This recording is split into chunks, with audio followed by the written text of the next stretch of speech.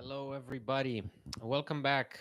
This is another Roma Press live stream coming to you live as Daniele De Rossi and Paolo Dybala conclude their pre-match press conference ahead of a very important, obviously, Europa League encounter with Milan in the competition's quarterfinals. So here we are. We meet again after the Derby della Capitale. I apologize for the minor delay. I was obviously transcribing the press conference for the website, so you can find what Daniele De Rossi and Paolo Dybala said today upon their arrival in Milan on the website at Roma Press.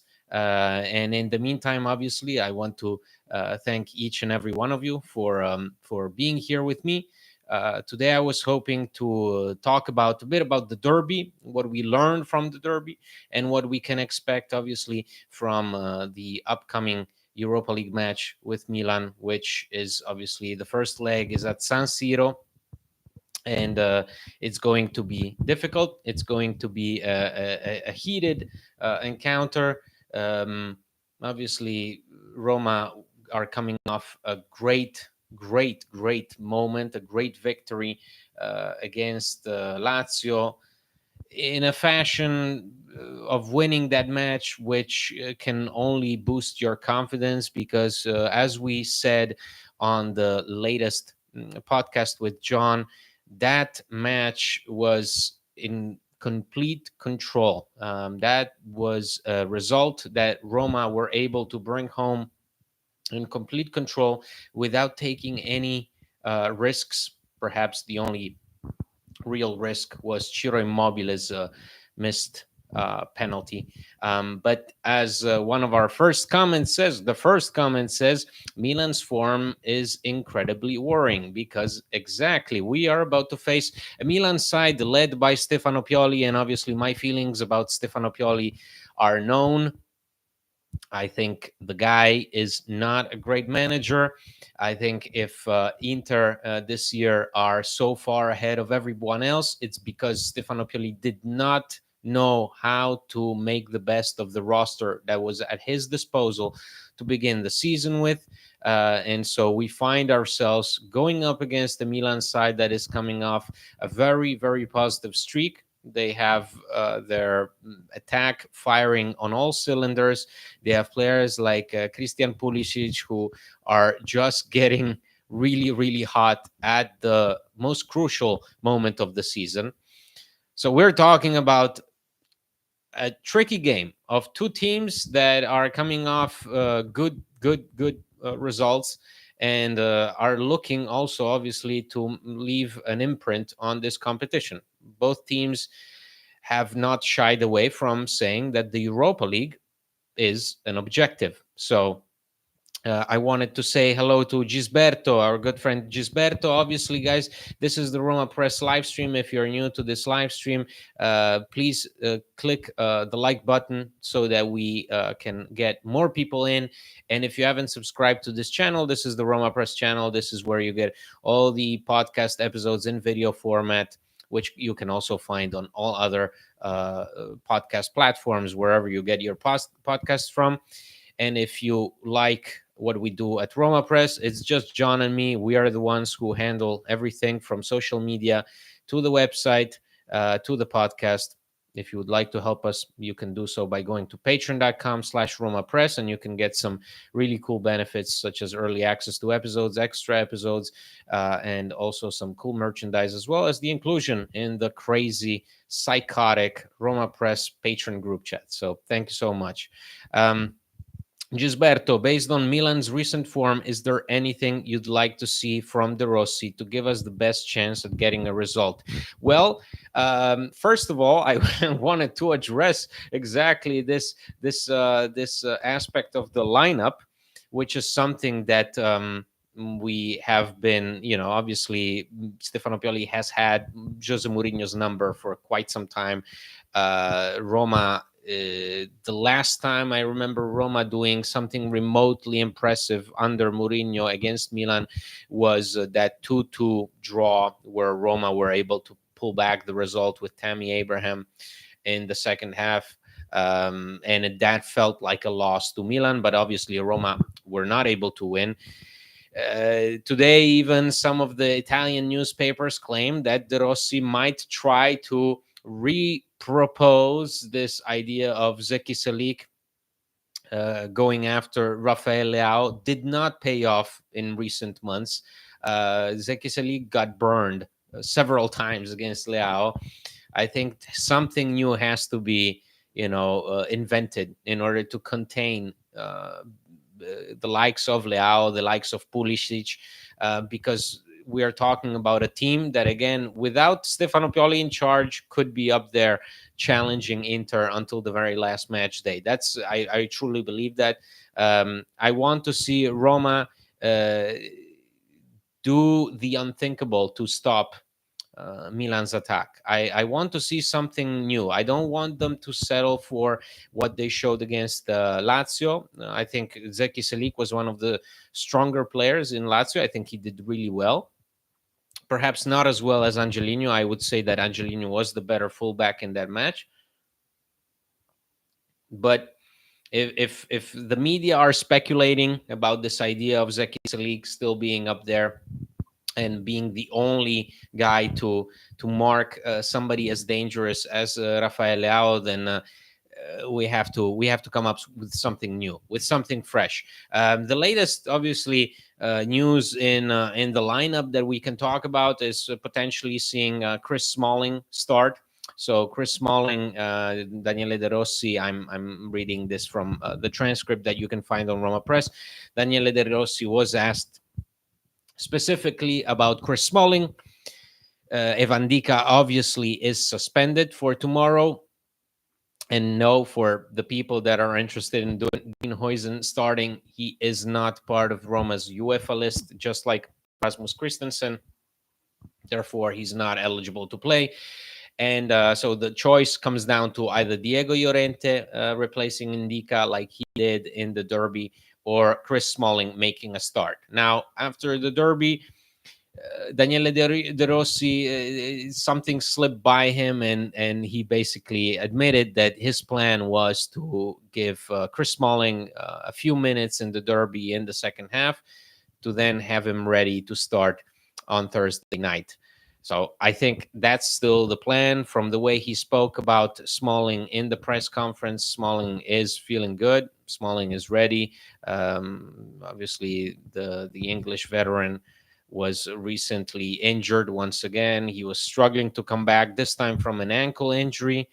So after the calf, then the ankle injury, and now let's see what we can get from him, and what that implies for Roma, because as we saw with Smalling's previous appearances, that always dictated a switch to a three-man defense, and that's something that De Rossi has been very vocal about.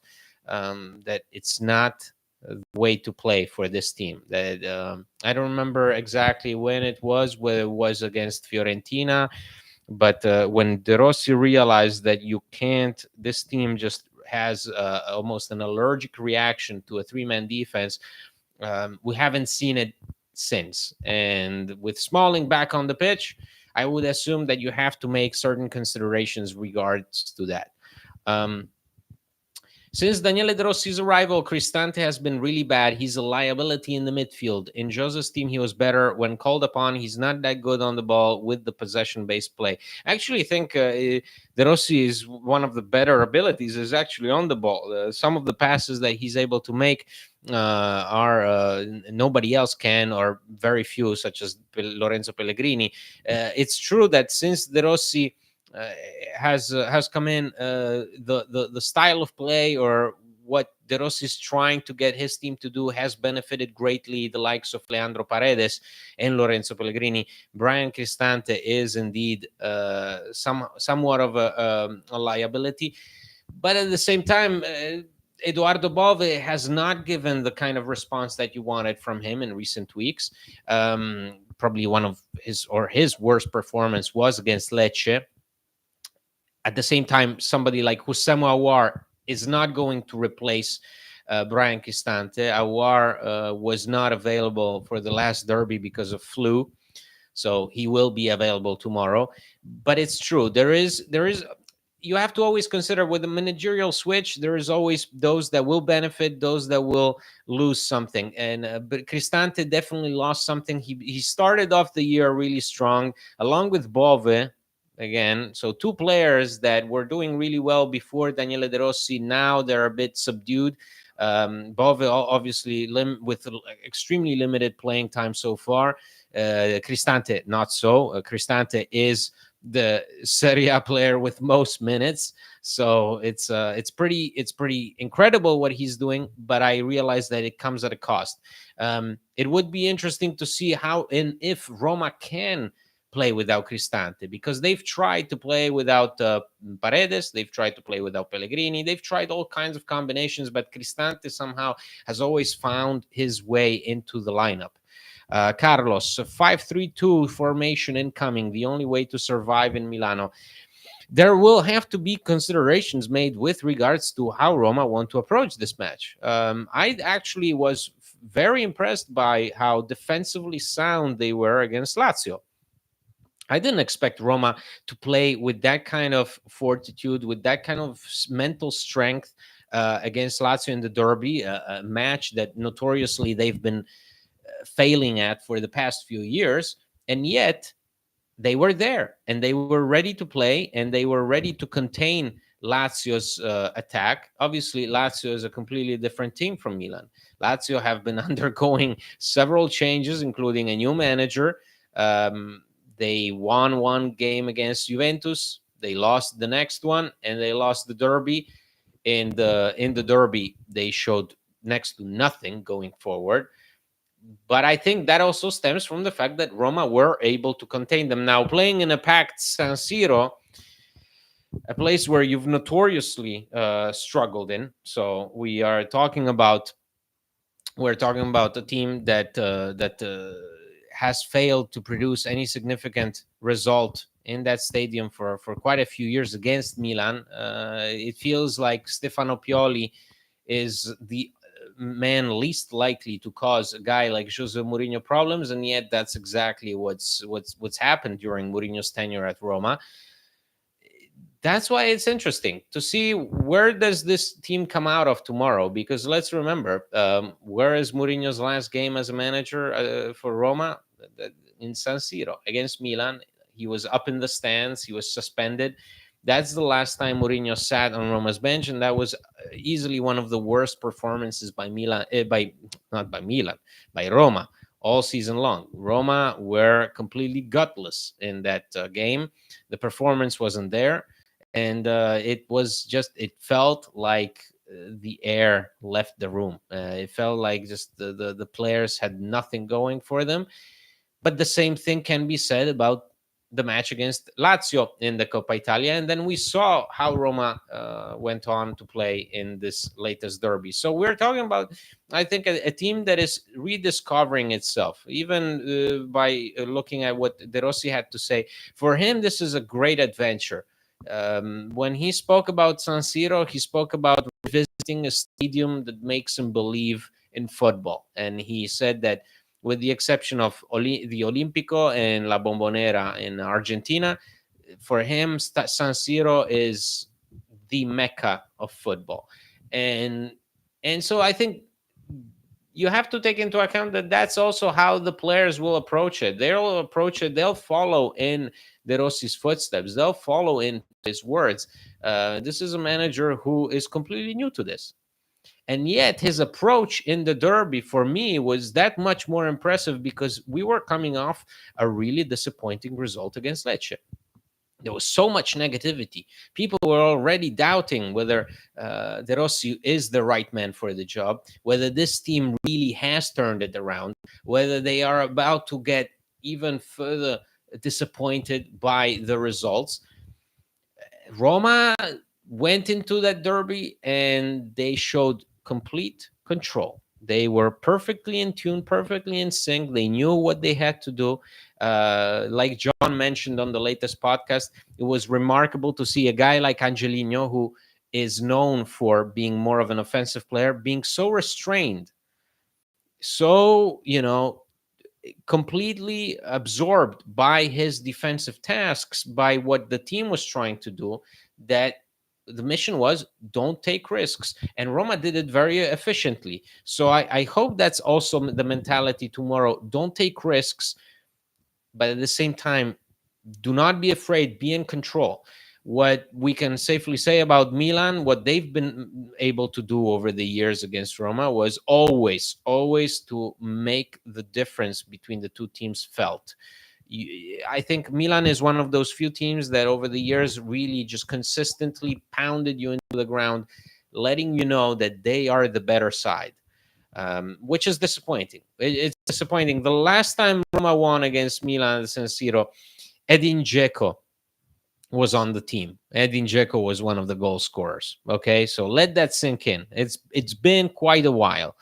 Um, Gisberto, I just hope the players are a bit more careful with the ball. We had a few dangerous giveaways, true, against Lazio, and I don't think Milan will squander their chances. Absolutely, if Ciro Immobile is not 40 years old and retired and headed to Saudi Arabia, we are in for a world of trouble on that one occasion where he just, I don't know what he does, but the ball just weakly goes into the side and doesn't even, I mean, Zviar doesn't even have to do anything on it. So it's true. Milan players have been merciless going forward. They've been incredible. This is a team that can easily pump you 3 goals and make it feel like, like it's just another Tuesday for them. Um, that's why you have to approach it from the perspective of you have to contain the individuals. There's so much talent at Milan. The media don't talk about it enough, but again, in my opinion, the fact that they haven't even competed for the Scudetto this year, I'm not even saying won the Scudetto, but at least competed for the Scudetto, is a travesty, should be talked about more because of the talent that is on that roster. But if you're able to contain those individuals, I do think that Pioli has very little going right now. Um, Obviously, this is a manager who's been notoriously linked with an exit from Milan. He still has one more year left on his contract. So much noise all the way. That first half of the season where Milan were so disappointing, there was all this talk about Antonio Conte replacing him, Pioli certainly leaving, and now the results have been going their way and the whole story changes, the whole melody changes, and Stefano Pioli looks like he's going to stay. But I still think that this is a manager who's got very little to offer to his team. I think what he had to offer manifested itself most clearly in the year they won the Scudetto, and that's it. It should have ended there. It did not.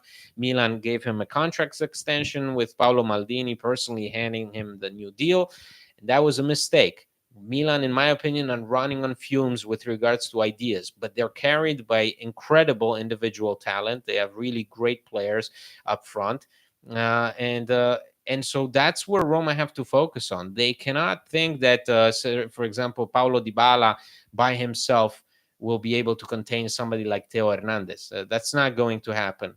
Um, you have to it's team effort as always, just like in the derby. You win because you crowd the opponent, because you don't let him see the light of day, because you press him accurately without taking unnecessary risks.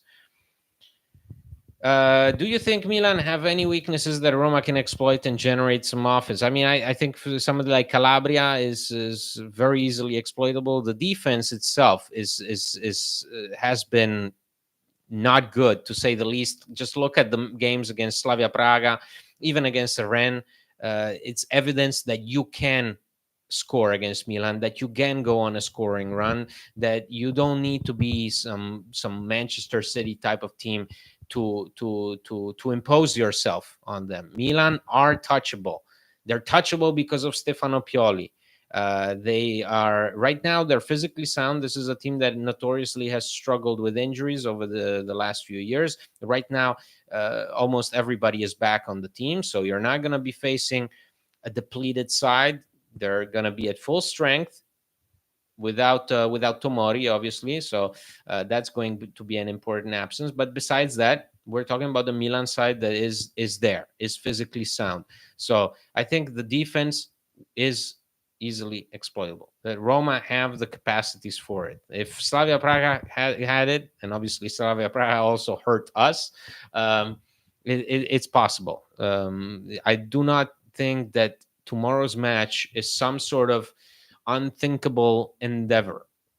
I expect some kind of result. I just don't expect a loss. I don't expect Roma to go out there and let themselves be embarrassed. That's something that I don't want to see. I don't want to see Roma go into that game and carry on that feeling of helplessness that they showed against Milan in Mourinho's last match as the manager in charge. I want to see a Roma that is positive, that is sure of itself, the way they did against Lazio. They didn't go into that game haunted by the ghosts of the past. They went into that game knowing fully well what they had to do. They realized that plan. So Gisberto, what a result in Milano. It could give the Friedkins no choice but to make De Rossi the manager for the next season. I don't understand the links to Pellegrini. Well, okay, so let's. It all starts, when was it with Pellegrini? Right after, a day after the derby, that there is an article in Il Messaggero that claims Manuel Pellegrini, the coach of Real Betis, ex Manchester City coach, was in attendance of the derby. He was at the Stadio Olimpico, and then that same article claimed that he could have met with Roma executives and also with Ryan Friedkin, who was at the game, and potentially discussed the idea of becoming the new Roma manager because of this unresolved Daniele De Rossi situation. Now, that article, I was up already, and I was transcribing it and on the website, and it was about 8 a.m. Within an hour, maybe an hour and 10 minutes, Roma were expressively and firmly denying it on all fronts. And then that same report was denied by Spanish media, who obviously were coming in from the side of Real Betis and Manuel Pellegrini himself. So that report was immediately squandered. That it was completely shut down. That same day, a few hours later, Sky Sports said that it's only a matter of time before Daniele De Rossi and Roma continue together. And honestly, I do not believe that right now, especially after this derby win, because I did think maybe if there is like a make or break situation, it could be that derby game. It was coming off right after that Lecce result where we drew 0-0. Before that, we had won yet again Sassuolo, but before that, we had lost against Brighton, drew with Fiorentina. So it was an iffy run of results. Uh, but I do not think right now that there is a single game that in of itself could dictate the future of Daniele De Rossi at Roma. I do believe that eventually the two sides will come together at the right moment. I think De Rossi himself is the first one who wants to stress the importance of not getting too ahead of yourself, especially in this city, in this atmosphere, in this environment that almost adds to the fire. It just whenever there is something good that happens, it's blown out of proportion, and the same thing goes for when something bad happens. It's blown out of proportion. Daniele De Rossi knows this. He knows how useless it would be to have all this talk right now about a renewal. He doesn't want that to come out in the open, but obviously he's hoping for it to happen, and he knows that there is a constant line of communication with the Friedkins, with Roma CEO Lina Soloku. So I honestly do not envision that a result in Milan result in this is in this Europa League quarterfinals would make a big difference. As I said, when De Rossi was first appointed, whatever happens, whatever good comes our way, it's a big positive. If we crash out of the Europa League, tough luck. I honestly, I mean, remember what the feeling was. The feeling was, if you crash out against Feyenoord, so be it. It happens. Like our expectations were so low already that, you know, how much worse can it get? And so I think we have to also look at it from this perspective, that whatever comes Roma's way, for the Friedkins, it's a big bonus, because they were definitely hoping for De Rossi to have some sort of impact, but more of it was mental fortitude, a mental wake up call for the team, for the players, for the fans, as in, let's gather around and face these last few months together, not disband at the worst moment in time. Was a great PR move, but it's now showing to be also more than that. And so whatever comes our way, whatever that more, that better is, whatever it is, whether it's qualifying to the next round, whether it's qualifying to the Champions League, that's going to be a huge bonus for the Friedkins, because let's keep in mind where we were in January. So I think this this game against Milan, first leg especially, it's a game where, yes, you are allowed to make mistakes. I still expect a result. I do not expect a loss, because I do expect that there has to be some change on a tactical level as well, to be able to at least match Milan in terms of fitness. Because what I do not want to see is Roma running out of gas at the 60th minute, like we did in the previous two encounters with Milan. It just cannot happen. I've seen it far too many times. Milan themselves are not that great of a team in terms of fitness levels. If you look at what they did against Slavia Praga, what they did against Rennes, they got embarrassed at times against those two teams. That has to happen with Roma as well. They have to be able to at least show a semblance of control against this team that has notoriously caused them problems over the years. That's what I want to see.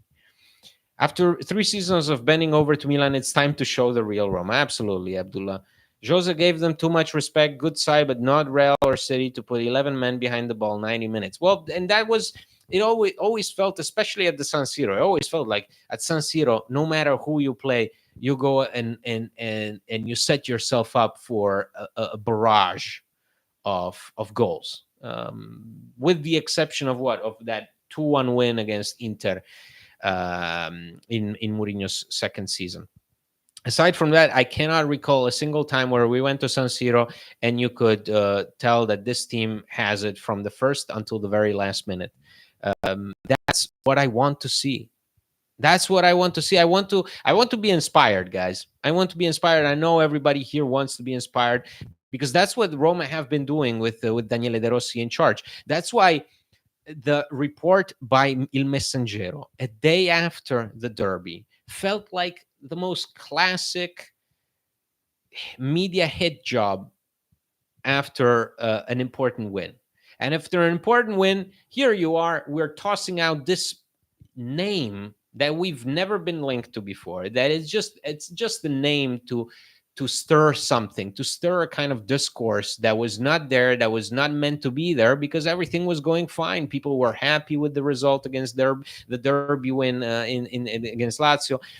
People were talking about the positives. There was a lot of confidence. There was a lot of positivity around the team.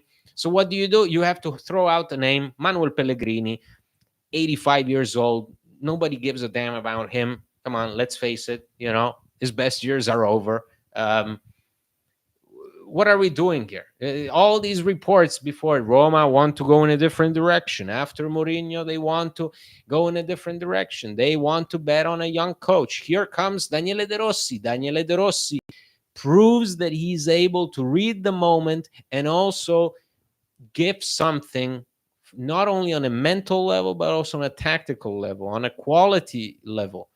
And what do Roma do? They go and pursue Manuel Pellegrini. Come on, give me a break. But that's what happens. There's too much talk, too much narrative. and you can get really easily caught up in it if you don't pay attention. So against Milan, it's just a matter of getting rid of all those previous links that you had to this particular match before. You cannot think about what happened in the past. Just like when I watched Roma play against Lazio, I did not feel for a single minute, oh, this is the team that we saw in January. Roma played Lazio in the Coppa Italia on January 10th, and look at the difference. Look at the difference between in terms of attitude. It's night and day. It's night and day, and that's what I want to see at San Siro. Because as Abdullah says, too much respect. You've been giving this team, this Milan side, way too much respect. They're a quality side. They have a really good attack. They score a lot of goals. When they turn it up, they cause you problems, but it's nothing that you can't handle, especially given the moment you're in. It's nothing you can't handle. With what is at stake, it's nothing you can't handle. And especially the kind of team Milan have been this season, it's nothing you can't handle. Gisberto, are there any players you're looking to see a big performance from over these two legs with Milan? I know you and John have talked about Lukaku being absent when big moments rise. It's not even about. I think Lukaku overall has been quite disappointing in recent weeks. I do think that in the derby we saw glimpses of the guy who can make a difference even when he's not scoring. Just think about the kind of through ball that he gives El Sharawi on when El Sharawi hits the post. Um, he's been largely absent throughout De Rossi's tenure. If there is a guy who suffered since Jose Mourinho walked away, it's Lukaku. So definitely going into San Siro, you want Lukaku to show up. You expect him to play better because he knows that he's the first one that, I mean, he's ghosted the matches against Inter. He's been a ghost. He's been invisible. Part of it was not his fault. Part of it was also teammates not reaching out to him. But I would say that besides Lukaku, the defense definitely. I expect big performances from the defense, no matter who it is, whether it's Chris Smalling or Diego Llorente. I thought Diego Llorente was one of the best players in the derby. He was wonderful. So I expect whoever goes out there to try and contain the likes of Pulisic and Leao to really put something in there. And then obviously you expect somebody like Paredes to keep that same level of intensity against this kind of opponent. And in this kind of midfield with Benacer, for example, who's going to play tomorrow for Milan. You want Paredes also to come through at this time of day. And I think actually that Stefan El Shaarawy is kind of an unsung hero. He has been solid. Perhaps the goals haven't been there, the assists haven't been there, but he's been solid. He's been really an unsung hero and has been, I think, playing some of his most complete, well-rounded football as of late. So I would like to see more of that from him as well, especially against his former side. And we all know that if there is a team that El Shaarawy likes to play against, it's Milan. Not the Milan batch, but can we get your thoughts on the Mancini fine? Serie A tweeting out an image of Radu wearing a hoodie with the Nazi SS logo on it. Can the league please put some? Yeah. Well, okay, well, we can talk about it, but I don't know what we can say about it that is not obvious. As in, Serie A has better things to do than go after a guy who waves a flag that is purely antagonistic towards an opponent. It's completely normal in sports. I do not understand what this whole noise is about, especially in Italy. These things get amplified to such a degree that at some point, even politicians were being asked about it. I realized that people from abroad, thankfully, are not confronted with the kind of media stuff that is out there. But honestly, people from the Italian government were asked about Gianluca Mancini's post derby celebrations. So that's how crazy it is that you make that a priority. Whereas, yes, Serie A posts a picture of Stefan Radu with the insignia of SS on the SS troops on on his hoodie, then deletes the picture, then re-uploads a new one, just completely losing the plot, and also completely losing the sight of what's important. You have the Lazio Curva Nord chanting racist chants against Lukaku and Tammy Abraham. That is being investigated by the federal prosecutor, although it's been delayed. The verdict has been delayed, so there has been no official punishment for the Curva Nord. And in the meantime, Gianluca Mancini gets fined €5,000, which obviously is nothing. It sparked, though, a very nice initiative. Symbolically, Roma fans collected a whole lot of money. They exceeded the €5,000, and Mancini has asked them to donate this money to this catering service, this charity organization that works as a catering service that includes employees with Down and Williams syndrome. So it's another cognitive disability. So that's a very nice initiative, and at least we can focus on that. We can focus on that. I'm sure that most of Italian media will not focus on that, will not focus on Gianluca Mancini urging fans, first thanking them, obviously thanking them, expressing gratitude to their affection and closeness, but at the same time urging them to donate that money to a meaningful cause. That will not appear in the headlines. You will not see that anywhere else. You will probably only see that at Roma Press. So it's up there, and it's on Gianluca Mancini's Instagram account, and it's a very nice initiative, and we should focus on that. Because if you're hoping for Serie A and the people that represent it and the FIGC guys like Gabriele Gravina, I mean, a man who should be in a retirement home and should not be running anything resembling an administrative tasks within Italian sports in general. They should not be anywhere near this kind of stuff. That's what we're talking about. We're talking about Italy, a country that is well behind 2024. No, what else?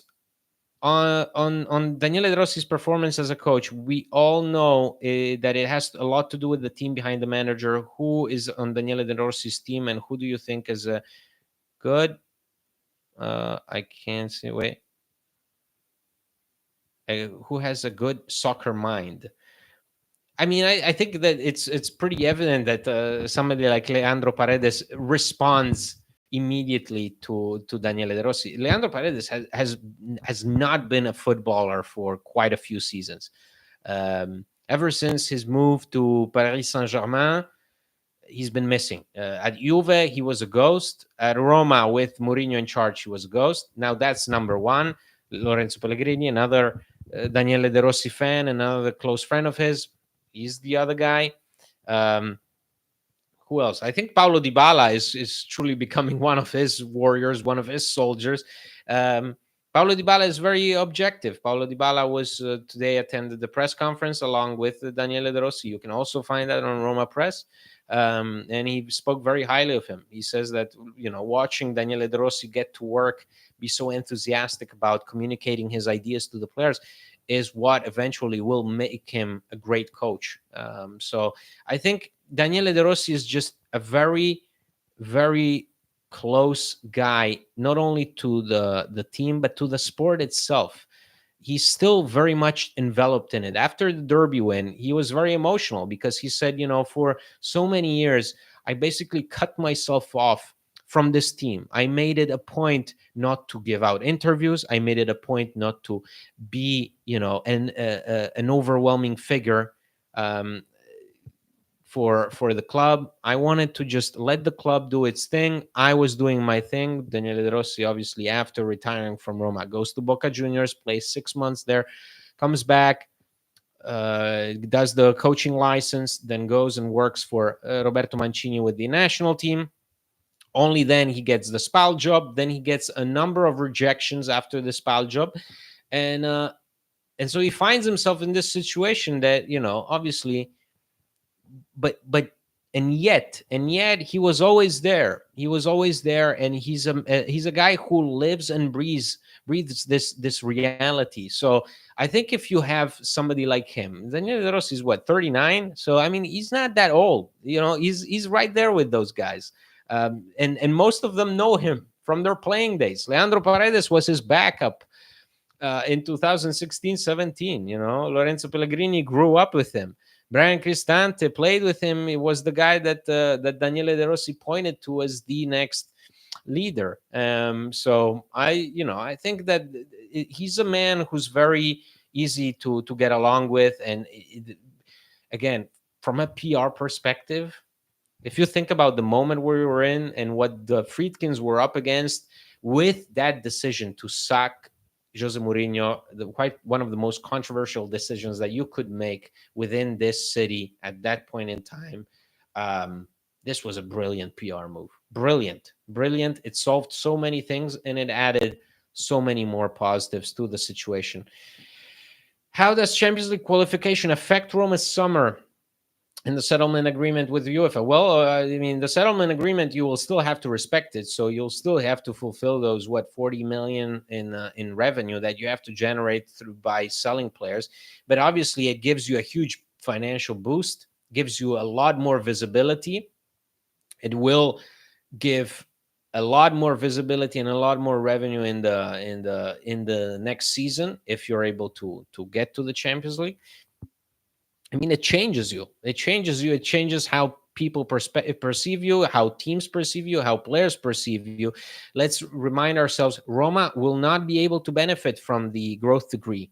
They will not be able to benefit from this thing that facilitates the paying of salaries for players that come from abroad. So a guy like Lukaku, that this year you could afford to have on your payroll, the next season you will probably not be able to afford on your payroll unless he takes a drastic pay cut, because Romelu Lukaku originally makes 12 million euros. What you are paying Lukaku is something around 5 to 6 million. So it's that.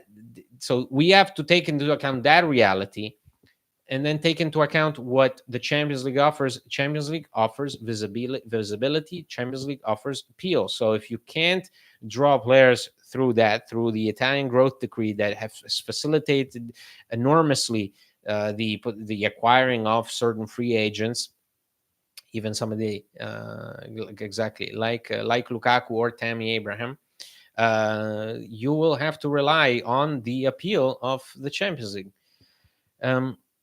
Do you think Daniele will be able to pull new players into the project just by these results? Asks Samuele. I know Mourinho has an amazing pull, but I think the project looks promising with new players. I think you have to just completely change the image. And that's what I said when Roma hired De Rossi. I immediately thought, with Baldanzi coming in, now that's a move that you make when you're already planning something, when you're already planning to go in a certain direction. It's simple. If you acquire Baldanzi for 15 million in January, a move that is very unlike anything else that Roma have done in previous years under De Rossi, then it means that you're already onto something. And I think there are ways and ways of pulling players. You can pull players by offering them the name of a manager, the name of another player, whatever. Do they want to play with Dybala? Do they want to play for Mourinho? Okay.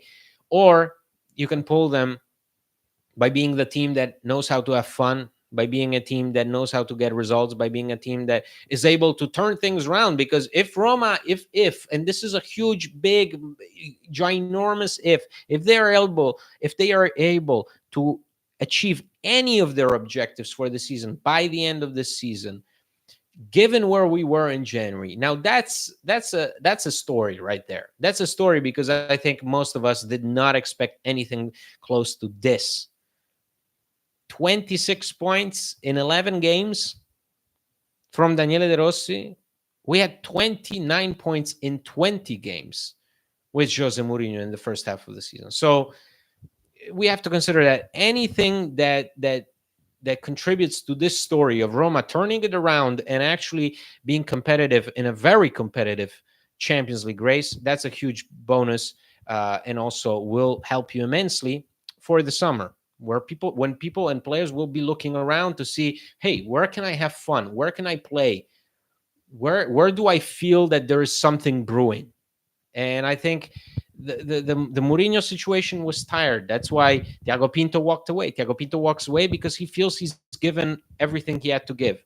We don't know yet who will be his replacement still, but all signs point to Roma just taking it in another direction, taking another step in that direction. I think the growth decree going away will force Roma to go back to the Friedkin's original plan to make the club sustainable. With Jose coming in, the salary book got away from them a bit. True, Roma have the third highest salary, and but that will include a lot of teams. A lot of teams will have to drastically cut down on all those expenses. So that's Roma, but that's Juve, that's Inter, that's Milan.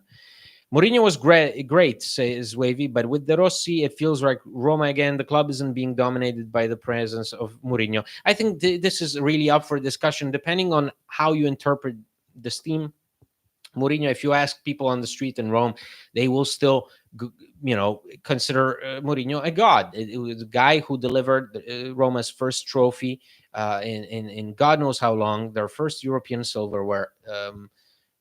Just a very big, important name that, up until a few years ago, you could never have dreamed of having on your bench. Yet we were able to have him, and almost for 3 years. But with De Rossi, it's clear that that project has come to an end. That idea of understanding football and of playing football has come to an end. The Friedkins clearly pushing with everything, with getting rid of Thiago Pinto, because that in of itself, that exit, as John said numerous times on the podcast, it felt like Pinto was going to renew, and then all talks about a renewal ceased. They came to a close. So all of a sudden, all quiet on the Western Front. There was something there. There was something there from the Friedkins, for sure. Now, with Roma CEO Lina Soloku, someone who came to the club not even a year ago, being in a position of full power. Lina Soloku is running things right now, according to most Italian media reports. That just shows you that the club is just changing. Like John said, also the director of communications at Roma, Pietrafesa, the guy who was supplying John with all the news, out without the notice, without the explanation, out. So those things happen when the club is seriously taking a step in a completely different direction, I think.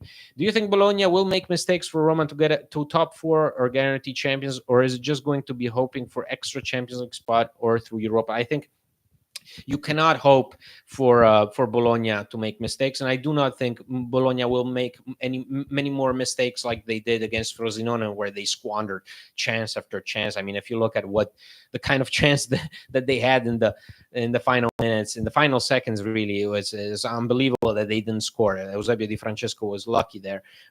You cannot. Roma are not in a position to hope that somebody else will make a mistake. The only team that can make a mistake is Roma, and that's only if they focus on what others are doing. That's my opinion. I think for Bologna, they are just cruising by. They have just full confidence, full belief in what they're doing. Thiago Motta wants to end this season and probably go to Juventus on a really positive note. So I do not think that is going to happen. Roma will have to play by any means necessary, just not staying right behind Bologna and waiting for them to slip up. If you do that, you'll slip up. Why is Dybala's contract taking so long? When is the director of football announced? Any updates? Who could it be? I mean, as John said, on an exclusive patron episode that you can also sign up for if you want that access to those special episodes that John records in his free time. You can do so by going to patreon.com/Roma Press. He said in that episode that Roma have been in direct contact with Francois Modesto of Monza. Ryan Friedkin, Roma vice president, met with Modesto a while ago in person. So that's the main name. That's the main name. Modesto is the technical director of Monza. He's still under contract, and Roma are trying to free him of that contract. They do not want to repeat the same thing they did with Petracchi when Petracchi was still working for Torino, and all of a sudden the paparazzi, the media, caught him, planning stuff with Roma. Um, so Dybala's contract is taking a long time because you are dealing with a lot of unknown variables. Dybala's stay was guaranteed with Mourinho here. Dybala's stay was guaranteed with Champions League. Do we have any of things to show for it? No. Mourinho's gone. The club have no reassurance that they might reach Champions League football. So you need to be able to plan those things later in the summer. He still has one more year left on his contract. I do not think that is going to be a problem. I think that will be subject to further discussion just later on. I really like Baldanzi. His skill is obvious, but I wish he had more goal contributions. Well, but Baldanzi will grow into that role. And that's why we also have to talk about Dybala's future, because Baldanzi's future depends on it. Baldanzi was brought in here to be Dybala's replacement, and he will become Dybala's long-term replacement in the long run. Mark, hello, Andy. I managed to catch a live stream. How are you? I'm good, Mark. Thank you so much. We've been here at it for a while. I'll be ending, unfortunately, this live stream pretty soon. So if you have any further questions, any talking points, please write them in the chat, and I'll try to make sure to include them before I end the live stream. So if you have anything, just type it in, and we'll address it. But yes, Baldanzi is, as De Rossi said, there is no hurry with regards to Baldanzi. Baldanzi was never supposed to be the immediate answer to your problems. You invest 15 million in Baldanzi because he's a guy who a lot of teams wanted him. He's a top prospect. He's a guy who can do the things that Dybala can do in the long run. So you want that from him. That's what you want. You want Baldanzi to grow into that role, not to rush him into that role. And I think that's what De Rossi has been doing, and it's been going fairly well. If there is one player that responded positively in that awful match against Lecce, it was Baldanzi, probably my player of the game. What is the future of Zalewski? He hasn't really found his place in the team. Good question. Zalewski is clearly a player that De Rossi believes in, and a player he's close with, definitely. The two of them are very close together. But it's also true you have to make considerations with regards to what Zalewski actually has to offer. Zalewski still has, 1 or 2 assists in well over 80 games for Roma. Now, that is horrendous, especially if you take into account how far up front he's been allowed to play under De Rossi. So this will be a very challenging summer for Roma and for Zalewski to meet up and actually discuss what's going on, because I do not think with the kind of performances that Zalewski has been giving to you in recent months and years, actually, since his first year, this is not a player on whom you can bet. And this is not a player that you can, reasonably say, well, here you go, here's another contract, and you can stay. This is a player, and especially a position that he covers, that you can improve, and you have to improve if you want to make a difference next year. So it will be a difficult situation to address. I do believe that there is not much interest in Zalewski. Not many teams have inquired about him. There was presumably some interest from Germany a while ago, but nothing really materialized. This is not a player that is putting on a show. It will be important to see. Perhaps he will wait around for the Euro to come in, and then if he does well with Poland, maybe that will draw more attention. But so far, nada. If you had the choice, would you pick Motta or De Rossi to be manager of Roma? I don't know. I don't know. Honestly, I like what De Rossi's offering. I like what he's offering. I think Motta is a fantastic coach, but I don't consider him, the wizard that everybody does. He's doing very well, but it's, as always, in Italy, we get way too far ahead. Motta is good.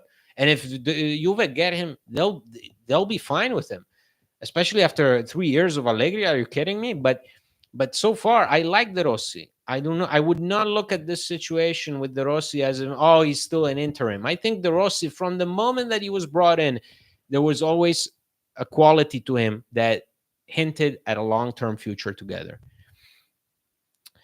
Possibility of Roma making a B team like Juventus, Morin, I do not know. I think the last time that our friend Filippo Biafora said something about that was no.